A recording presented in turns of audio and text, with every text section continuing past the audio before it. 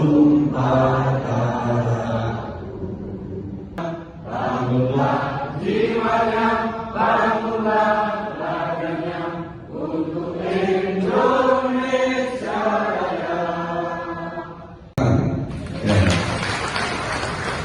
Kemudian nilai SDY. Aku hadir. Oke, aku hadir. Siap menangkan Pak Anies? 2024 bersatu, bergerak, menang. Oke. Assalamualaikum warahmatullahi wabarakatuh. Alhamdulillahirabbil alamin. Wassalatu wassalamu ala asyrofil anbiya'i wal mursalin sayyidina wa habibina wa maulana Muhammadin wa ala alihi wa ashabihi ajmain. Bapak-bapak, Ibu, teman-teman seperjuangan yang saya hormati, alhamdulillah pada malam hari ini kita bisa berjumpa bersama dan sebuah silaturahmi yang luar biasa. Bagi saya pulang ke Jogja itu selalu rasanya pulang kampung. Saya senang sekali dapat ini. Dan saya tidak cerita, tapi saya ketika dengar bahwa pertemuannya itu di gedung PDHI ini tempat ini bersejarah. Karena di gedung inilah ayah ibu saya resepsi pernikahan.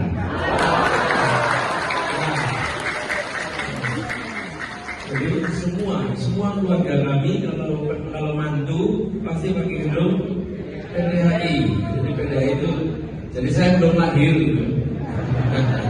Jadi saya tidak ikut menyaksikan Bapak Ibu ya. Tapi betul ayah ibu saya menikah dan menikahnya tentu di Kuningan, tapi kedua mantunya di sini di gedung PDHI ini. Jadi masa kecil saya memang banyak main infan sini dan itulah cerita masa lalu. Tapi kita berkumpul di sini untuk menengok ke depan. Kita ke depan, kita ingin membuat Indonesia kita lebih baik untuk semua. Terima kasih semua yang sudah memilih untuk terlibat langsung. Bapak Ibu sekalian, tahun 2024 adalah persimpangan jalan bagi bangsa Indonesia. Kita harus menentukan rute mana yang dipilih, jalan mana yang diambil, kendaraan mana yang akan di depan, dan pengemudinya siapa yang akan diamanati. Itu akan terjadi di tahun 2024. Karena itu, Bapak Ibu sekalian, kita di sini memilih untuk menyatakan siap ambil tanggung jawab. Boleh tepuk tangan dulu semua. Begitu juga dengan saya, Bapak Ibu sekalian. Saya ini alhamdulillah tugas di Jakarta sudah selesai. Dan rasanya semua yang kita rencanakan sudah berhasil kita laksanakan. Allah memberikan bantuan, membukakan pintu-pintu jalan keluar yang sering sekali kami tidak menduga. Tanpa pertolongan Allah 5 tahun di Jakarta itu tidak akan bisa seperti kemarin. Jadi, dan ketika tugas di Jakarta hampir purna, 2 minggu sebelum tuntas, kami dapat amanat baru menjadi seorang calon. Dan amanat ini tidak mungkin dijalankan sendirian. Jadi ketika ibu bapak bekerja dengan nama relawan yang macam-macam ini semua, sebenarnya bapak ibu sedang bekerja untuk membuat Indonesia lebih baik. Kita kerjanya sama-sama. Saya sering analogikan sebagai sebuah perhelatan. Dalam sebuah perhelatan perjamuan ada yang nampak, ada yang tidak nampak. Seperti sekarang ini saya yang berbicara, dan Bapak Ibu bisa mendengarkan suara saya dengan baik. Tapi sesungguhnya perhelatan ini bisa terjadi karena ada orang-orang bekerja yang tidak terlihat. Itu kalau petugas sound system mematikan amplifier, selesai acara ini. Selesai. Betul ya? Kalau yang pegang listrik itu matikan lampu yang jelek gitu, bubar acaranya. Banyak Bapak Ibu sekalian yang bekerja tidak terlihat tapi dirasakan dampaknya. Sama seperti perjuangan ini, saya berada di depan pegang mikrofon, tapi yang sesungguhnya membuat perubahan ini bisa terjadi adalah Bapak Ibu sekalian yang bekerja di mikrofon. Bapak Ibu yang menyalakan menjangkau tetangga, menjangkau teman, menjangkau warga yang lain, betul tidak? Kan tidak mungkin. Kalau misalnya tidak ada mikrofon ini, saya sudah kali satu-satu Bapak Ibu. Dengan ada mikrofon ini, maka saya ngomong semuanya mendengar. Itulah sebuah kerja bersama. Jadi amanat yang sedang diembankan ini dibawa sama-sama. Insya Allah orang baik, niat baik, jalan baik, Allah bukakan pintunya. Jadi saya ingin titip pada semua beberapa hal. Ini mungkin kita ketemuan semua ini. Ini nama relawannya kan macam-macam. Betul ya? Pesan yang akur. Bisa?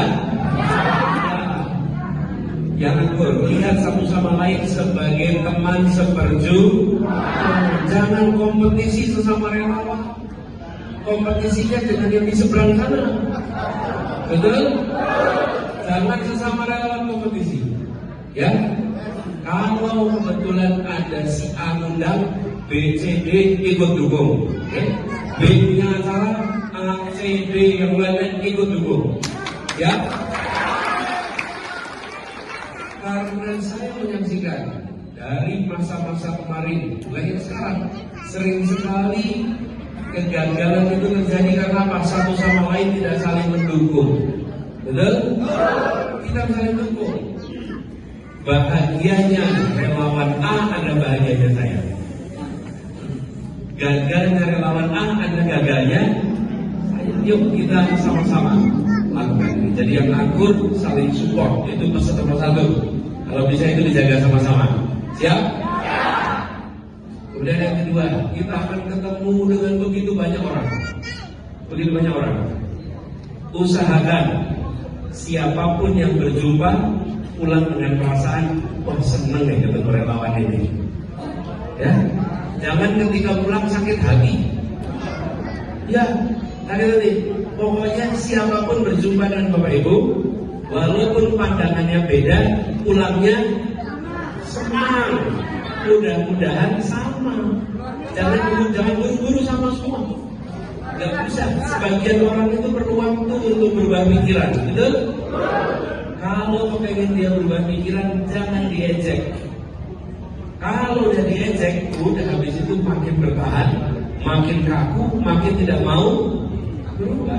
Jadi pesannya sekalian, jangan pernah mengejek, jangan pernah menjelekkan yang lain. Seberapapun jeleknya, gak usah dijelekkan. Ya, gak usah dijelek-jelekan. Gak usah. Bapak Ibu, yang perlu menjelekkan itu, Bapak sekalian, hanya yang jelek. Kalau yang baik nggak perlu menjelekkan, sampai kok. Ya kan?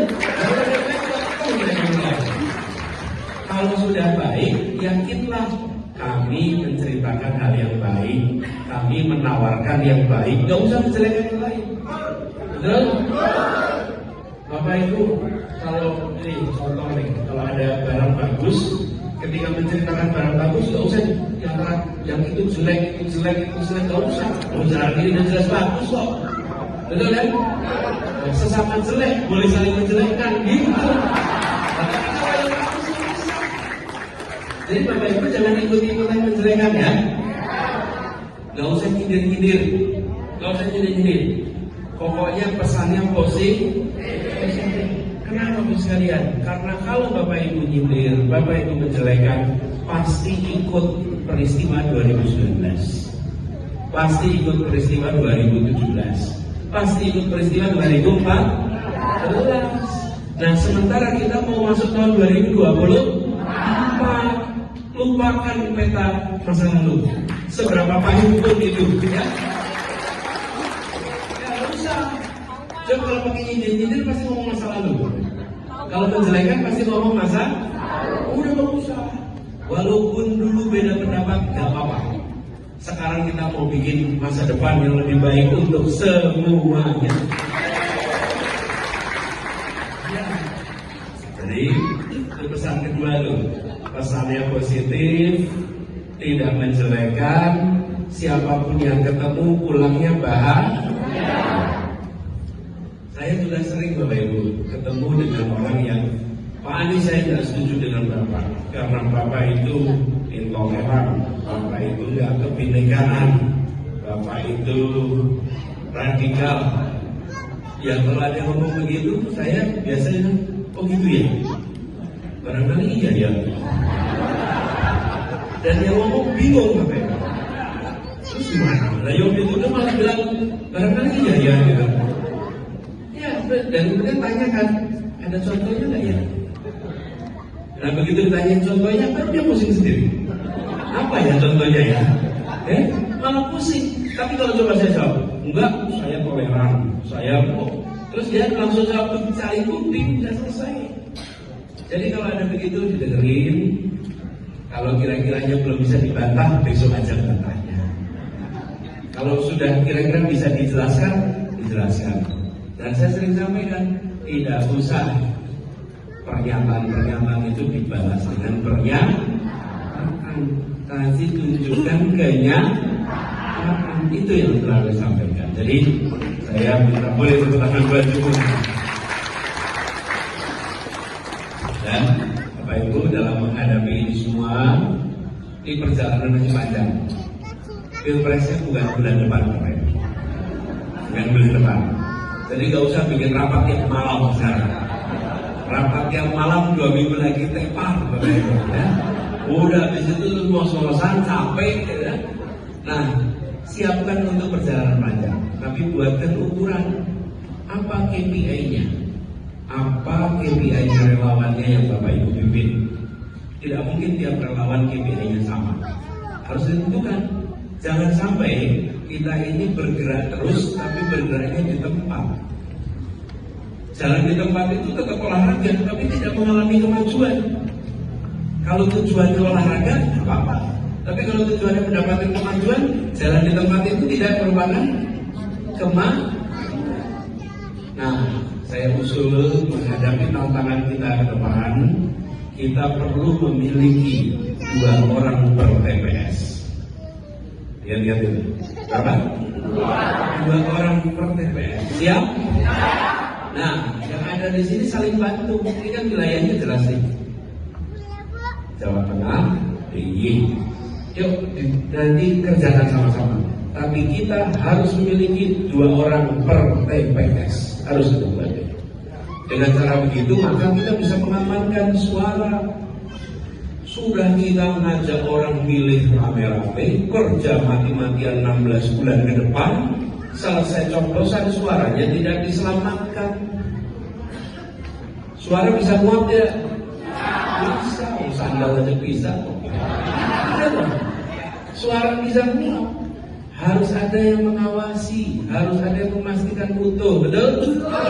Siapa yang bisa mengerjakan ini semua? Iya, relawan yang bisa mengerjakan itu. Siap? Sanggup? Jadi pikirkan 2 orang per TPS. Itu ketika bilang 2 orang per TPS kelihatannya seperti gampang. Tapi itu menyiapkannya mulai dari sekarang. Mulai sekarang. Banjarnegara, ada berapa TPS?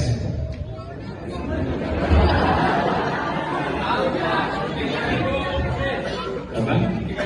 Nah itu, kita harus tahu berapa TPS. Jadi mau menang atau mau kumpul? Mau menang. Kalau mau menang itu harus tahu berapa jumlah TPS. Berapa jumlah tempat kita? Berapa orang yang harus diperlukan? Kalau kita punya waktu 16 bulan ke depan, maka kira-kira nih 6 bulan ke depan harus tuntas. 16 bulan ya, 6 bulan ke depan tuntas. 10 bulan lainnya adalah latihan terus-menerus, monitoring terus-menerus. Tapi sudah beres 6 bulan, sanggup 6 bulan beres? Bisa? Kalau tadi TPS-nya berapa penduduknya Banjarnegara?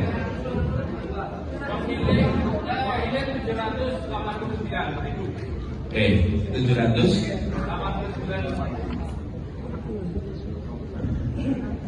Kalau per TPS 250 jadi kira-kira berapa? 300 3.000 ya, persis 3.000. Jadi kalau 3.000 berarti Bapak Ibu harus mencari 6.000 orang relawan. Nah 6.000 orang relawan ini harus kerjakan dalam 6 bulan ke depan. Jadi kalau begitu untuk sampai 6.000 6 bulan harus kerja tuh per kecamatan, per kelurahan. Nanti kalau sana desa ya, kecamatan terus desa harus disiapkan. Ini Bapak Ibu sekalian perlu kerja keras dari awal. Sanggup ya? Bapak Ibu, sama seperti mengatur ruangan ini. Pas lagi duduk gampang cepat, tapi pas lagi menyiapkan, yang bagian nurunin kursi dari truk, yang bagian nambah kursi, betul kan? Masakin taplak, pastikan konsumsi, itu semua kerjanya pada proses. Nah ini yang harus dikerjakan dari sekarang. Dengan begitu, insya Allah nantinya sekalian, karena ini kuncinya di mana? DIY Jawa Tengah. Kalau DIY Jawa Tengah kita berhasil angkanya tinggi, insya Allah dampaknya akan tinggi. Wah itu saya ini DIY dan Jawa Tengah itulah kunci. Bila di sini kita bisa mendapatkan dukungan yang luas, insya Allah se-Indonesia dampaknya akan terasa. Nah, selebihnya kita komunikasi terus. Dan nanti saya berharap ini ada Pak Imam dan teman-teman semua di sini nanti yang akan membantu untuk menjalin komunikasi supaya kita bisa komunikasi terus dengan yang baik. Dan saya sekali lagi saya pesan sekalian, kita harus mempersatukan, jangan membelah. Lalu saya inginnya memang bisa ke semua tempat, Bapak Ibu. Tapi badannya ini satu. Badan ini satu. Jadi mohon izin mungkin tidak mungkin ke semua tempat di waktu yang sesuai diharapkan. Waktu dulu di Jakarta, Bapak Ibu, kami ketika proses kampanye itu praktis bisa mendatangi semua tempat. Karena satu sama lain jaraknya dekat. Kalaupun sampai terlambat yang nunggu sejam, 2 jam. Tapi kalau sekarang, kalau badannya lagi dari Papua, karena di Papua ada acara di Banjarnegara, nggak bisa langsung Pak, nggak bisa langsung, ditunggu 15 menit, orang rampung, nggak akan sampai. Jadi nggak akan mungkin. Nah, jadi saya mohon kepada semuanya bantu menyampaikan bahwa ini adalah ikhtiar perubahan bersama. Belum tentu kita bisa berjumpa bersama, tapi insya Allah hati dan pikiran kita berjalan bersama. Ya, itu teman-teman sekalian, dan saya sampaikan terima kasih yang secara khusus datang. Saya tadi lihat juga bisnya dari Banjarnegara itu di Jalan Magelang tadi luar biasa. Yang dari jauh-jauh benar gini, Cilacap, Brebes, Banyumas, alhamdulillah, Purbalingga. Ini basis semua itu. Banyumasan ya, basis. Banten, tetangga saya di Jakarta. Insyaallah. Jadi sekalian kita jaga stamina ya. Jadi saya pesan dari yang bersatu, akur, guyup. Pesannya positif, harus saling mensupport. Lalu tentukan target. Dan tadi saya sudah sampaikan targetnya 2 orang per siap ini kerjakan sama-sama. Insyaallah nanti biar kita dimudahkan. Nanti sama-sama kita buat perubahan untuk Indonesia. Kalimatnya sederhana, namanya keadilan sosial bagi seluruh rakyat Indonesia. Kita cuma minta itu kok. Kita nggak minta yang lain. Petani pengen dapat keadilan, betul ya? Nelayan pengen dapat keadilan. Yang pedagang pasar pengen dapat keadilan. Kita semua pengen dapat keadilan. Tugasnya pemerintah memastikan bahwa keadilan itu serius dikerjakan. Jangan serius dipidatokan, tapi serius minimal diikhtiarkan. Belum tentu bisa tuntas 6 bulan, 1 tahun, 2 tahun, tapi ikhtiar kesana itu dikerjakan dengan serius. Saya boleh laporkan di sini terus kepada semuanya. Itulah yang kami pegang di Jakarta. kepada warga yang tempatnya di kepulauan kita bicara keadilan, kepada mereka yang kerjanya di pasar keadilan, kepada warga yang status tanahnya sengketa dibicarakan keadilan. Jadi kita bicara semuanya gitu lah. Doakan ini semua kita bisa laksanakan untuk Indonesia nanti. Pak Imam, barangkali dulu dari kami. Saya berharap mudah-mudahan sebelum acara selesai ini kita sempat foto mudah-mudahan. Ya. Nah, tapi pengalaman kami foto itu selalu menimbulkan keramaian. Dan kita ini harus toleran sama yang belum foto, ya. Karena ini pengalaman saya nih, pengalaman saya. Kalau pas foto itu susukan, foto-foto dorong-dorongan gitu. Nah terus nanti di tengah-tengah dorong-dorongan itu ada orang gini. Udah, panis sudah sampai. Yang bilang itu yang udah foto. Ya, yang belum foto nggak ada yang bilang gitu. Yang udah foto tuh, aku sentuh, saya nggak sambung ya. Kita insya Allah semua dapat kesempatan, tapi teratur. Jadi kita percayakan cara mengaturnya, ya. Oke. Monggo. Oke, terima kasih. Siapa kita? Relawan Anies Baswedan. Siapa presiden kita? Anies Baswedan. 2024 bersatu, bergerak, menang. Alhamdulillah, terima kasih Bapak Anies. Pak Anies, sebentar lagi kita mau foto, tapi ini ada bingkisan untuk Pak Anies dari relawan. Mohon segera, Bapak Ibu.